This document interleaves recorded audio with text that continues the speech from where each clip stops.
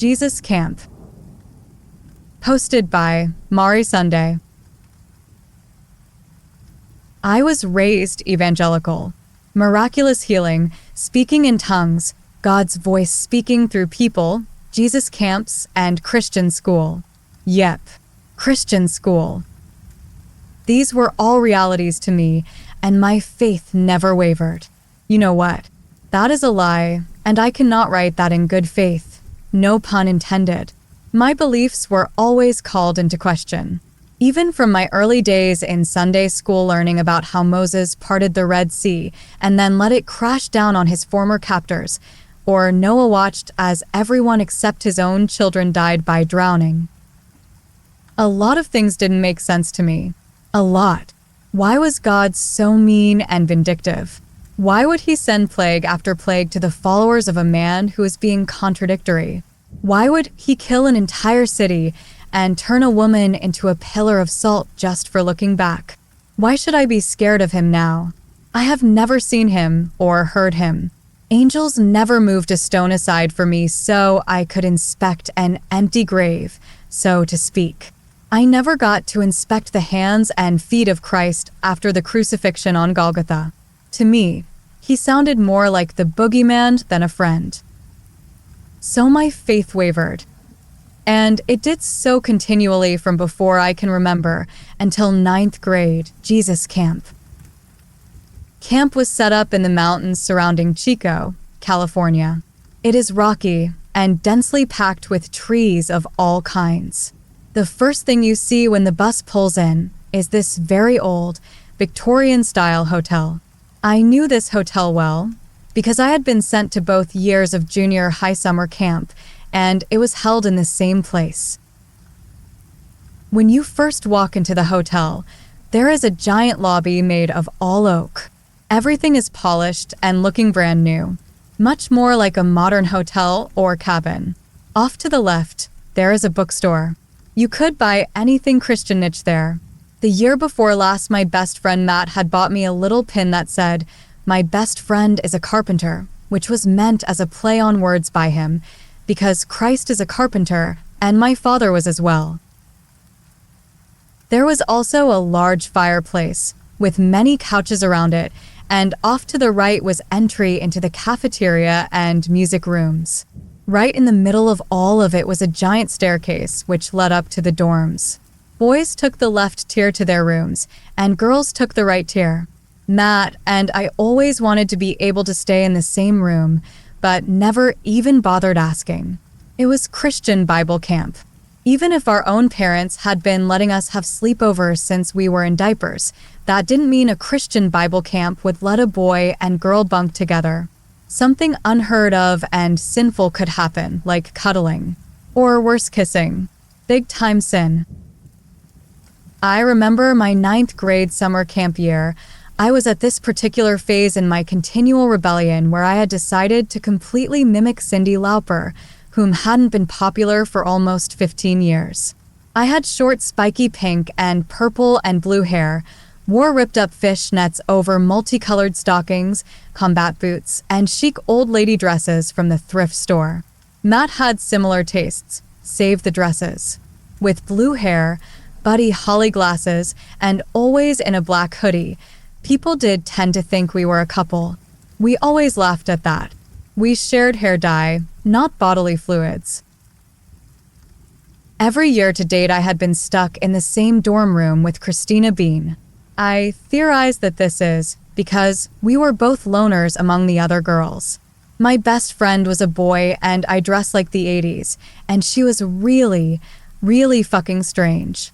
But I sorta dug strange, and despite the customary eye roll when I found out who my bunk mate would be for the month of Jesus fun, I still looked forward to finding out her strange habits and talking with her some. Camp was comprised of many churches sending their youth together, so literally there would be hundreds of kids there. Christina came from a small church somewhere in Arizona, and she was the only one in her youth group that they ever sent. I don't know if it was because she was the only one who could come, or because she was the only young person at her church. I never bothered to ask. My group always brought about 60 kids, and everyone knew each other, so Christina would cling to me every year. Like White Henri, you get the picture. I hate that saying.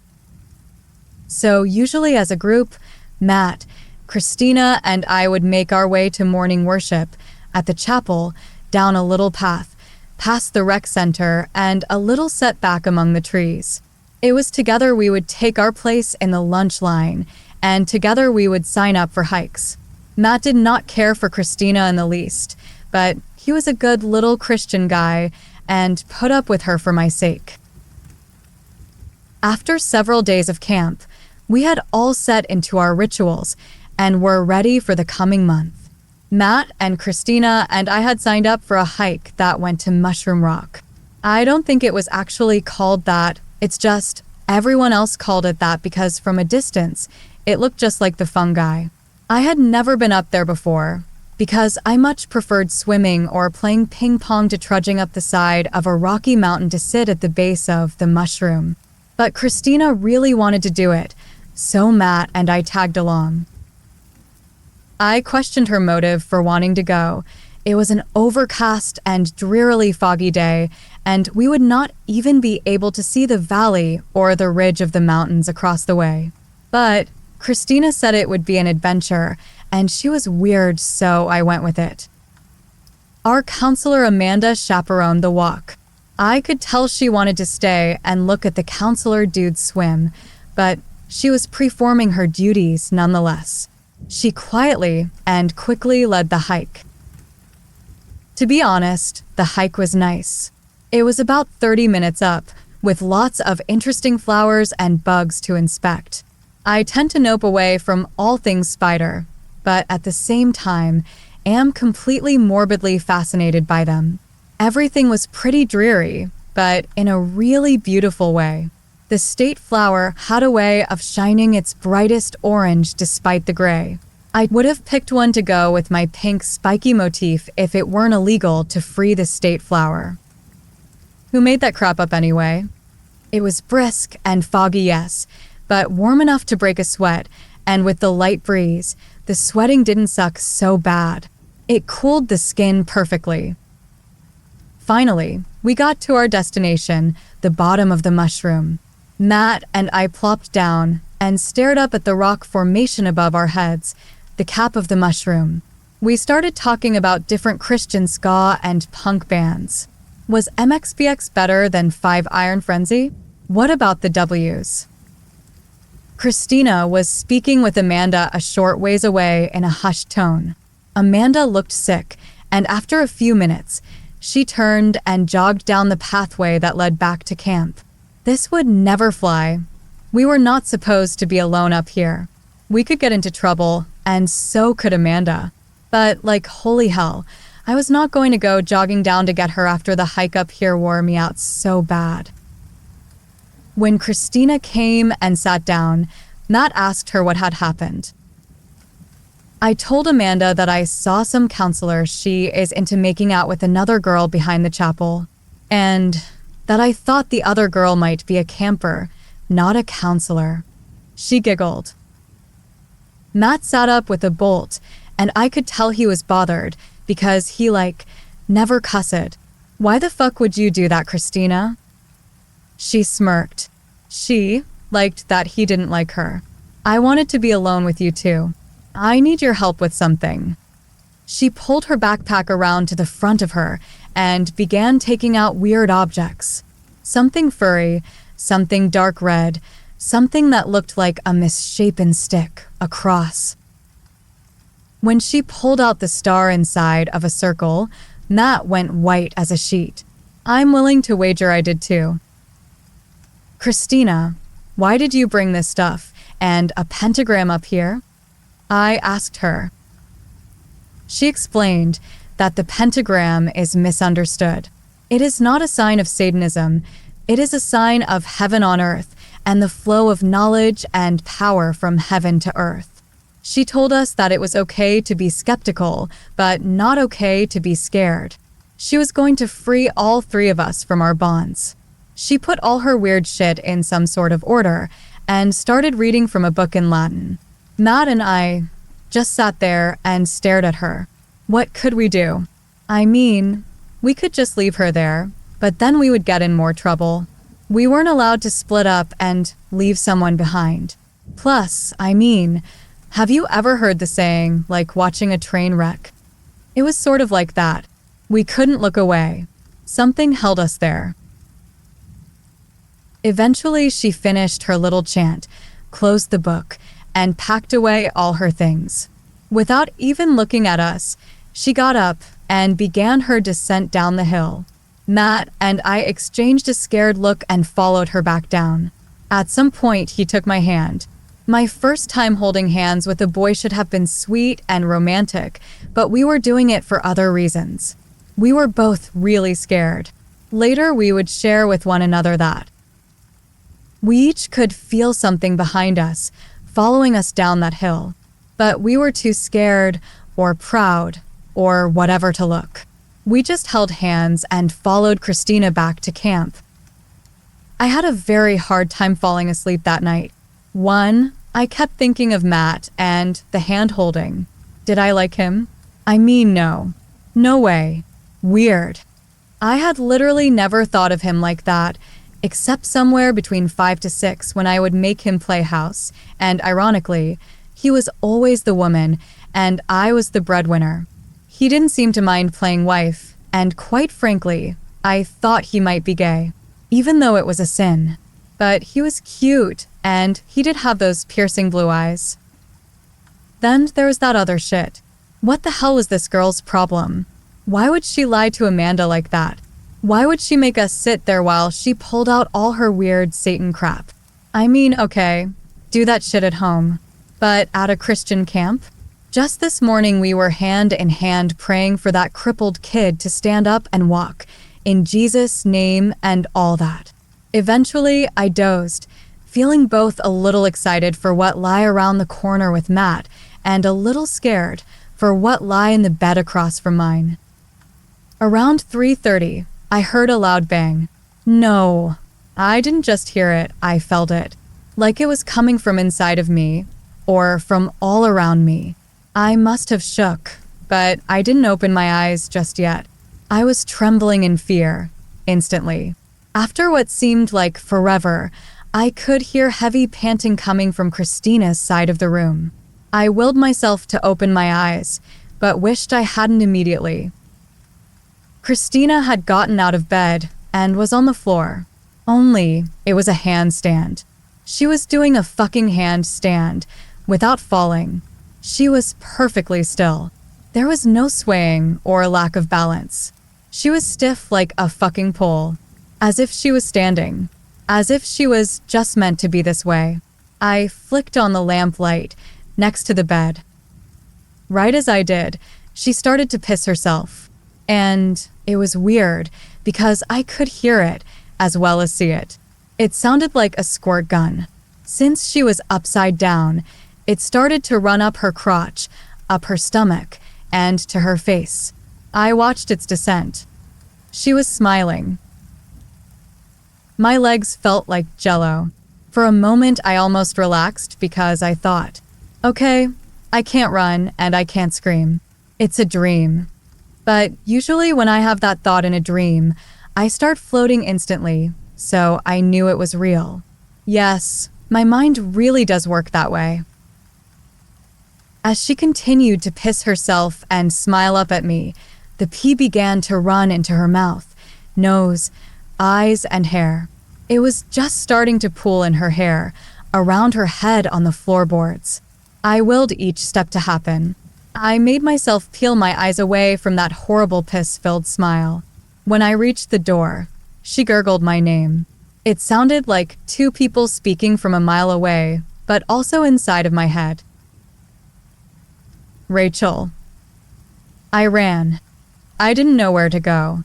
I was more disoriented from sleep than I thought I was. I thought for a moment about running to Matt's room, and while I knew where the window was, I wasn't sure which room belonged to him because I wasn't allowed over there. So I made do with the floor supervisor, which happened to be Amanda. I knocked on the door. I could hear the scuffle of sheets, some quiet mumbling, and not soon enough, the shuffle of slippered feet to the door. Ugh, the bitch looked stunning even when she was mostly asleep. Her eyes immediately narrowed at the sight of me. Nice prank today, kiddo. What is this about? She seemed to be mad, but I think the look of terror on my face might have helped my case slightly, because she seemed to soften up as I started talking. Manda, I'm sorry, that wasn't me. I'm pretty scared. Christina is acting really weird, and she peed herself. What do you mean, weird? Can you just come with me and look? I don't, please. Just come over and see. Without another word, she shut the door behind herself, and I followed her back to my dorm. The light was off, which was strange, because I had left it on. Amanda flicked on the overhead lights. Christina was in bed, clearly asleep. She sat up squinting and rubbing sleep from her eyes. She was dry. Her hair was dry. Her jammies dry. What the actual fuck was going on? Amanda asked Christina bluntly if she had peed the bed. Christina responded saying that this was a stupid way to repay her for her little joke on the hill and lied back down. Amanda shot me a look of sincere contempt and ordered me back into bed. I put forth little protest. I didn't want to explain what happened in front of Christina. Quite frankly, I didn't want to explain it at all. It must have just been a dream. It had to be. Only, I don't remember waking up after the piss-in-mouth handstand. I remembered waking up before it. But I brushed it aside. It was a dream. As I dozed off, I could hear that strange giggle I heard earlier at Mushroom Rock after Christina's little prank. I willed myself to sleep despite my racing mind for the second time that night. The next day at breakfast, Matt was nowhere to be found. He wasn't at chapel or games either. I didn't see him until lunch. Christina, on the other hand, was more attached than ever, talking up a storm as though nothing had changed. Her blow dryer wasn't working. Jesus was really amazing, wasn't he? Isn't it great to be out in nature with God and his creations? She's been thinking of taking on aspects of my style. She likes the ripped tights look, maybe with chucks instead of boots. When I saw Matt sitting alone at lunch, I looked over at Christina and told her I wanted to talk to Matt. She said that was a good idea because we hadn't seen him all day. No, I think he and I should talk alone. The briefest look of hatred crossed her face, but then she smiled. Yes, the hand-holding incident on the hike. This is camp, not a porno, but I will leave you to it. She set down her lunch uneaten and sauntered away. I looked at her for a good minute as she walked off. I realized my mouth was hanging open, so I shut it. What the hell would possess her to say something like that? Firstly, because he was my best friend, and it should be perfectly acceptable if I wanted to have a private conversation with him. Secondly, because while I was quite virginal and prudish at 14, I was certainly not an idiot, and I knew that holding someone's hand was significantly different than videotaping someone getting slammed. I pushed my growing anger down as I turned and walked over to Matt and took my seat. He looked sullen. He sounded downright depressed. What was that all about? Trust me, you don't want to know. And even if you did, I would not be sure what to tell you. He shook his head like that was a perfectly reasonable response. He was a very perceptive kid. I had really bad nightmares last night. Like, really bad. I must have startled him, because I looked up quickly, and he spilled some of his drink. Me too, Matt. I had some weird, creepy dreams. What was yours? I was hiking alone at night, and I went down behind the chapel. I started walking down the path to get out to the clearing, and when I got there, you were there, and he turned bright red. I shifted. I felt uncomfortable and a little excited. He dreamed of me. It's okay, just tell me. Okay, well, I don't want you to think it was my fault, because it wasn't. I mean, it was, but it wasn't. It wasn't like perverted. I mean, on my part. I didn't. Okay, the thing is, in the dream, you were naked. My eyes went wide. I didn't expect to hear that. It wasn't like, ugh. You were laying on this wooden table, and you were strapped down, and Christina was standing at the head of the table, looking at me, like summoning me. I guess I must have been beet red too, because that is where he stopped explaining the dream. When I finally looked up at him, he just looked so beaten. The poor guy had a nightmare, and I was making him feel badly because of it.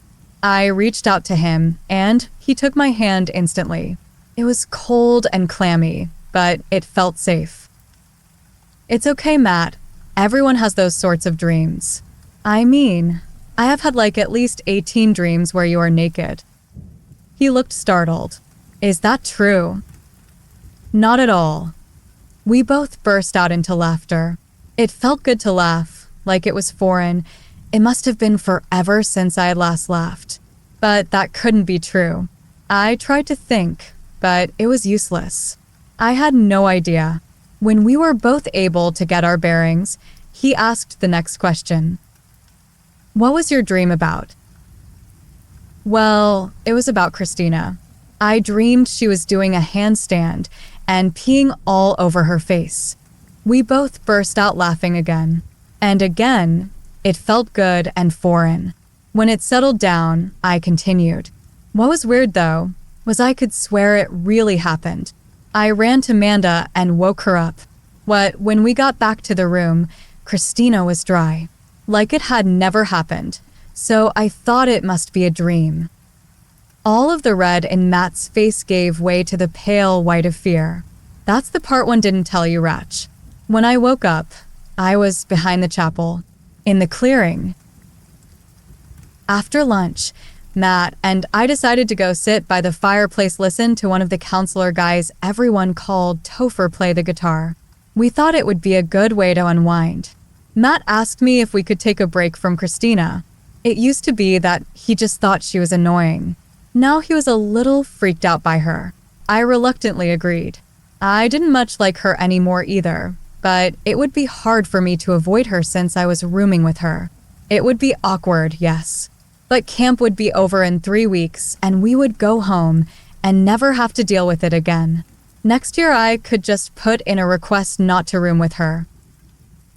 That night, I decided to bite the bullet and just tell Christina that what she did up at Mushroom Rock wasn't cool. Telling Amanda that lie about the guy she was digging wasn't cool, and the comment about Matt and I being in a porno together, way not cool. I felt I handled it pretty well, and was as nice and tactful as anyone could be given the situation. Actually, you know what? That isn't entirely true. I was pretty upset. So, I guess I could have been a little nicer. But I wouldn't say I was mean about it. I would say I was matter of fact. At the end of the conversation, I told her that I didn't think the three of us should hang out anymore. I told her I didn't mind being around her in the dorm, and I wouldn't ask for a room transfer, but during activities and stuff, from now on it would just be Matt and I. To be honest, after her display in the cafeteria, I was scared that she was going to be super mad. But she seemed to take it pretty well. She didn't try to argue her way out of it, and she said she understood. That was that. That night I dreamed that I was strapped to a table in the clearing behind the chapel. Leather bound my arms above my head and held my legs in a spread eagle position. Christina stood above me, and she was also naked. Her breasts turned me on. The way her nipples were so hard, as she looked down at me between them and then up to the sky. I was scared, but I wanted this. Whatever was going to happen, I needed it. I could tell Matt was coming because Christina kept saying his and my name in her chant. The thought of him made my crotch vibrate, like it had its own heartbeat. I looked up at Christina again, and her face had turned into a skeleton. It was black and crackled. Her beady little eyes had sunken in even further. She opened her mouth a little too wide, and a thin blood-red tongue shot out, dancing its way towards my face. I couldn't scream. I couldn't run. I couldn't even float away like in other dreams. I awoke as Matt approached the table, with his penis erect before him. I woke up to Amanda and Christina standing over me. I had pissed myself. It was 3:30 in the morning. Get up and get in the shower right now.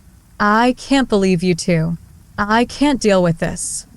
Amanda was apparently also pissed at having to be woken up again in the middle of the night. I dejectedly got up without saying a word, went into the bathroom, stripped down, and got in the shower.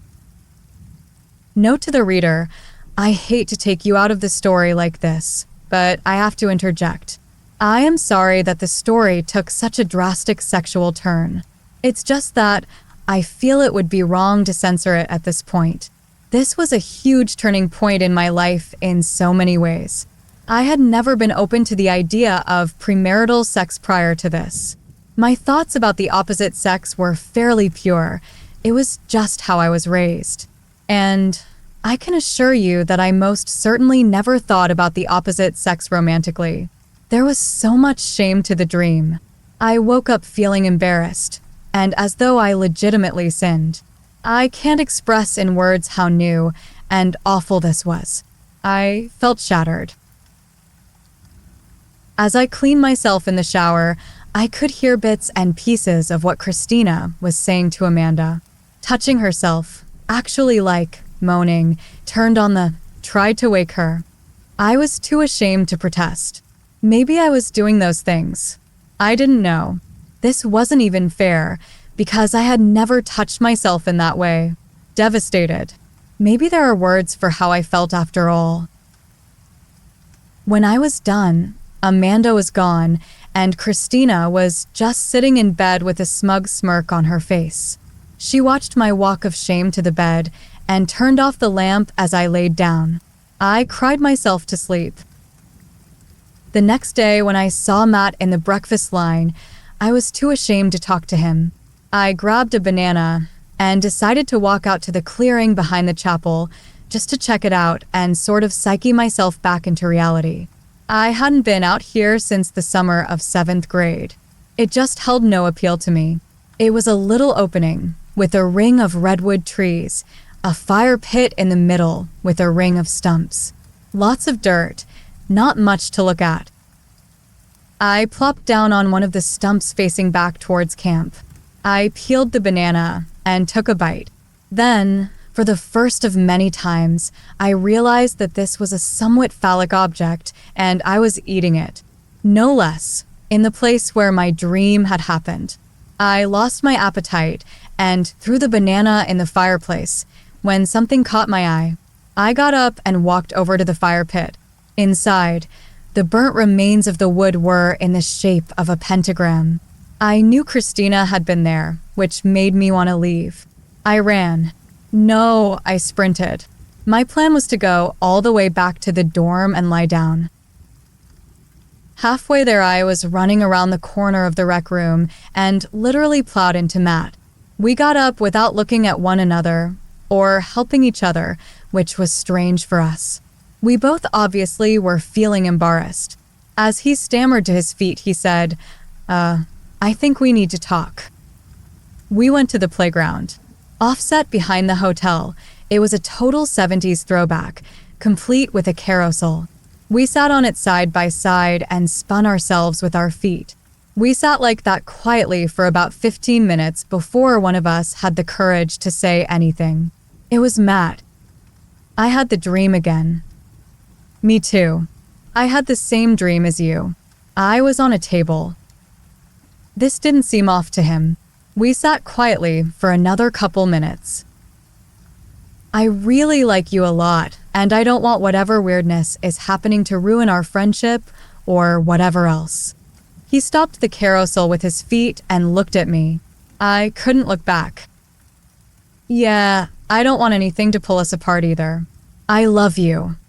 You might think this is a big thing to say to your best friend and possible crush, but we had been expressing love to each other since we were little. I love you too.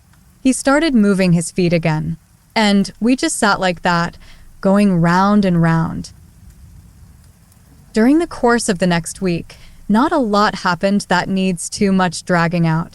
You should know that the dreams continued for both Matt and I, and continued to heighten in extremity until he and I were having intercourse. I didn't pee myself again, but I woke up in a cold sweat every morning, scared to death.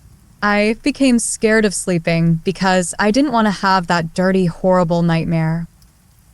Matt and I remained inseparable and steered clear of Christina. However, everywhere we seemed to go, she would stare at us. When we were in the dining hall eating, she was somewhere across the way, staring. When we went to chapel for service, she was somewhere, staring. If we were walking or going to the rec room for ping pong, she would watch our every move from wherever she was. It became really eerie. Also, a few days after the peeing myself incident, I had to have a heart-to-heart with a pastor about self-pleasure and why it was a sin. He asked me if I was sexually active and if I liked the way orgasms felt. At the time, I thought he was just concerned for me and my sins, but now I know better. Dude wanted to save my stories to his masturbation file. I didn't tell him about the dreams. At night, as I fell asleep, I could hear Christina's chanting. I wanted to tell her to stick her voodoo crap up her you-know-what, but I was scared. After the last time I confronted her, forget it. Maybe I would wake up this time pooping on the floor or something. Who knows? Then one morning, I woke up at 3:30 a.m. to Christina's horrible giggles. I had had it. I flicked on the lamp, but the room was empty. The giggles dissipated as the light filled the room. I walked into the bathroom to get some water, and I lucked out. I glanced up into the mirror. She had drawn a fucking pentagram onto my forehead. I flipped. I tried to wash it off, but she must have done it in Sharpa. The best I could do was to fade it slightly, but it was still clear what it was. If I went anywhere in camp with this on my head, they would send me straight home without a second thought. I was going to confront that evil bitch, whatever the consequence. But she never came back to the room. In the morning, I donned a beanie and set out to look for her where I thought she would be, the clearing behind the chapel. When I got there, Matt was already in the clearing, staring into the woods. He, too, was wearing a beanie, and I didn't even have to ask. Somehow she had gotten to him and put the pentagram on him as well. That's why he was here looking for her. Well, even better. We could confront her together. But she wasn't there. What was there were several dead animals surrounding a 5-point star on the ground. She had placed them in lewd scenes. A dead fox with its brains spilled out, putting its penis inside the mouth of a dead squirrel who had shit his own intestines. A dog with what looked like its own poop in its mouth. A male and female buck in the 69 position, with their guts intermixed. There were some others, but those are the ones that stuck with me. Matt turned his head, bent over, and started to heave. Hearing him puke turned my stomach, and I did the same. While I was lurching the leftovers of last night's dinner, I heard the gurgly voice again. The one that called my came as I ran from the room when Christina was pissing into her mouth. It wasn't a dream. The voice came from everywhere and nowhere. I could hear it in my head and from all around me. It was as though the voice occupied the same space as every particle of air. I could breathe it in. I could taste it. Step into the circle. Matt snapped up. He heard it too, thank God. Christina came out of the forest. She was completely naked. I know this seems impossible, and if you were with me to this point, I might lose you here, but I swear to God. No, I swear on my own life. On Matt's life. She had changed. Her arms were longer and thinner. Her fingers were longer, like claws. She was very, very skinny, and I could see every bone. Her clavicles looked like diving boards sticking out of her neck and shoulders. She was covered in black dirt and dried blood. Her face was sallow and sunken in. Her eyes bulged too large. I could smell her from where I was. It was sulfur and rotten meat. It was disgusting and sweet at the same time.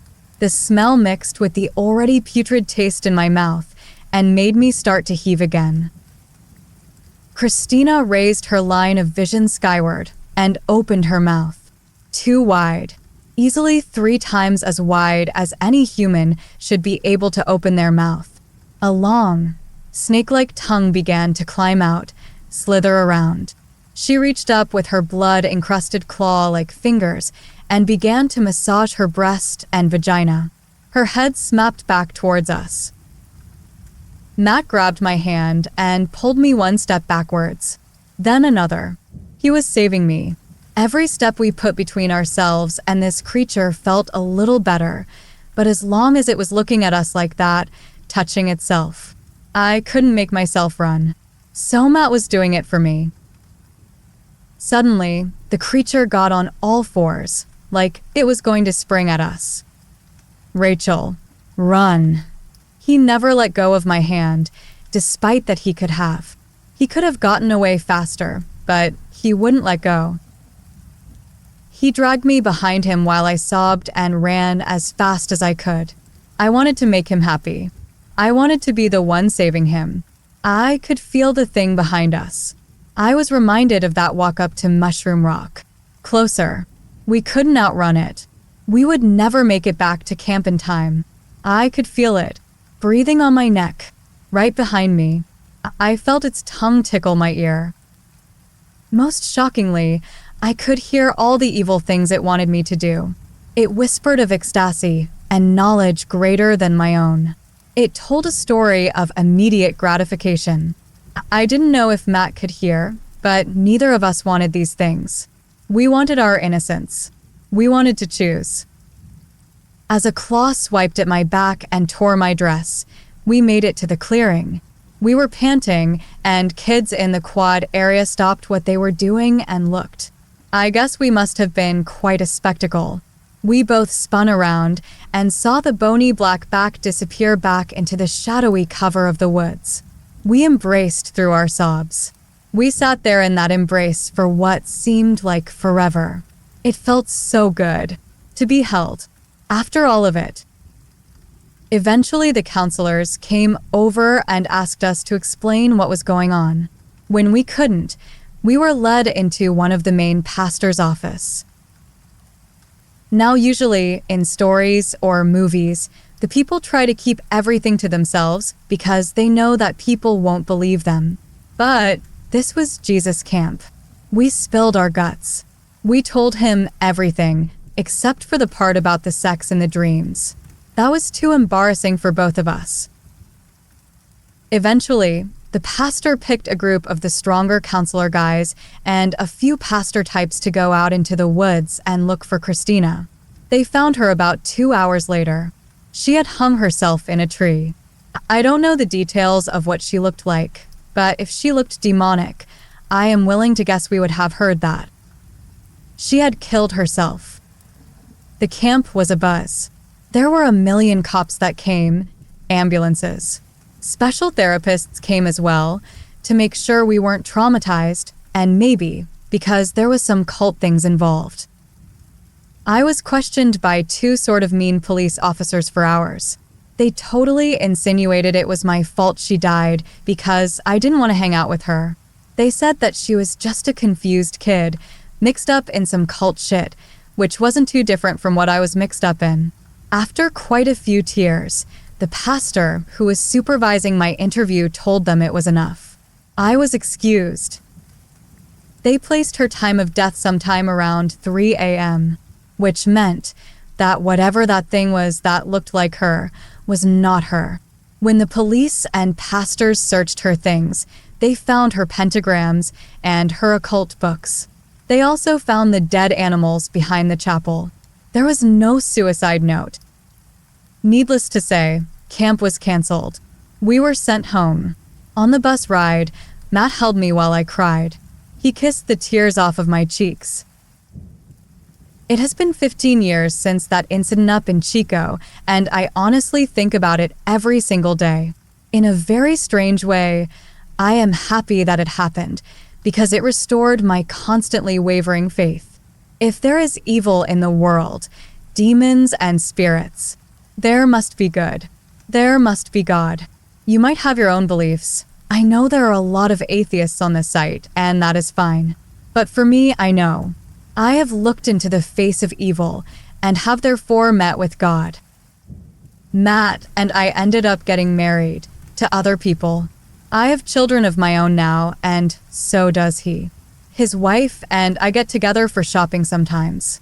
Matt and my husband share a love of Texan Hold'em. Our kids sometimes play together. I am overall very pleased with the way things turned out, except for every summer when it starts to get warm, Christina visits me. I wake up because it sounds like someone is peeing on the floor, and I will swing my feet off the bed and step in warm liquid. I will hear her laughter as I flick on the light and see that my feet are dry. Her fleeting giggle that slowly quiets as the lights come on. And the dreams. I still dream of fucking Matt while that beast watches. But I tell God to make it stop, and he does.